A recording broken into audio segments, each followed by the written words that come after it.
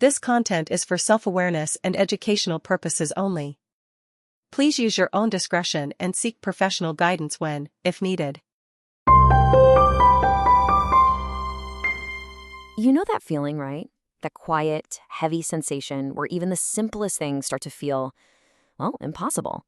If you've ever felt that, you're definitely not alone. And what if I told you that feeling isn't what you think it is? Not at all. Okay, let's just start right here, because this is the single most important message we're going to talk about.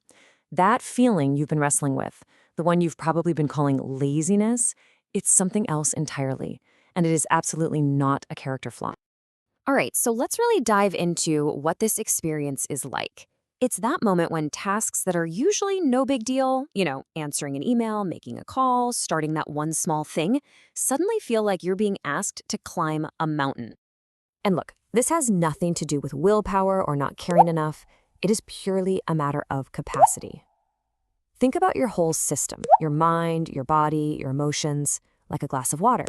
And right now, it is filled to the absolute brim. Even one more tiny drop, no matter how small, is going to cause an overflow. It's no wonder we all reach for that word. Lazy is the label we've been handed our whole lives. But it's such a bad fit, isn't it?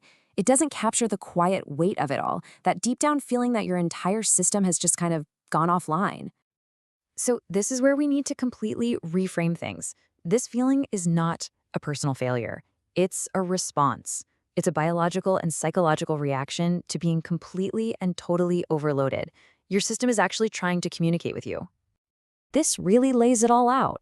On the one side, you have the myth, the story we tell ourselves. I'm not trying hard enough. I'm failing. I'm just being difficult. But then, look at the other side, the reality. It's not about defiance. It's about deep fatigue. It's not a personal failure. It's your system literally protecting you from taking on any more input.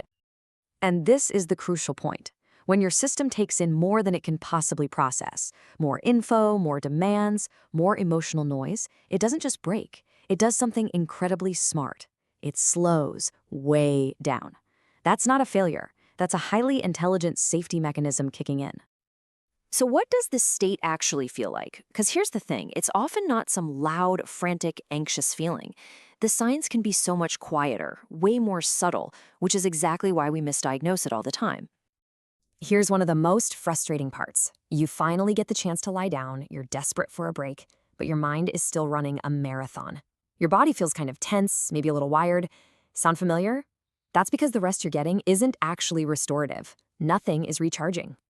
Sometimes overstimulation isn't loud at all. It's just dull. Like the color has been drained from everything. Or flat, where the normal ups and downs are gone and everything is just one long, monotonous landscape. And almost always heavy. A profound kind of weight, physically and mentally, that makes every single move, every single thought, feel like it takes a monumental effort. So that quiet voice you hear inside, the one that whispers, "I just can't," that isn't you being defiant. It's not stubbornness. It is fatigue. It's the honest, raw voice of a system that has absolutely nothing left in the tank. So what's our default solution in society? Just push through it, right? We've all heard it and we've all probably said it to ourselves. But what if that advice isn't just unhelpful? What if it's the very thing making it all worse? I mean, think about it. This state of overload happened because of too much input, too much effort, too much trying to hold everything together. So applying more of the same thing, more pushing, more force, it's like trying to put out a fire by throwing gasoline on it. It just doesn't work. And of course, right on cue, that dinner critic shows up. You should be doing more, it says. You're falling behind. But that voice, all that pressure, that's just more noise. It's more stimulation. It's the exact opposite of what your system is begging for right now. So what is the answer? It's true rest. And this is key. This is not the kind of rest you have to earn after a productive day. This is unconditional rest. It's the simple act of allowing everything to slow down without needing to justify it or explain it to anyone, especially yourself. This really brings us to the heart of it all. This entire feeling, this slowdown, it's actually a gentle request from your system. It's asking for one simple thing: permission. So what does this request actually look like in practice? Well, it's not a new to-do list. It's more like a to-don't list. It means consciously choosing less input from the world, fewer demands on yourself, and most importantly, less self-judgment. And if you're wondering if this really applies to you, just look at this list.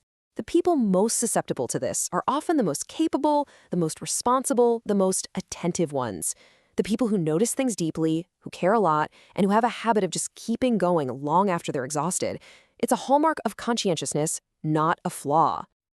So, the gentle, effective way to respond to this feeling isn't to try harder or find some new motivation hack. It is simply to give yourself permission. Permission to be in the state you're actually in. This is the heart of it, right here. You are allowed to move at the speed your system can handle right now. Not the speed from yesterday, not the one you're hoping for tomorrow, but today's speed, without apology. I'll just leave you with this final thought to sit with. What if you didn't have to fix this, or plan your way out of it, or accomplish anything at all? What if the only thing required of you was just to be in this moment, exactly as you are?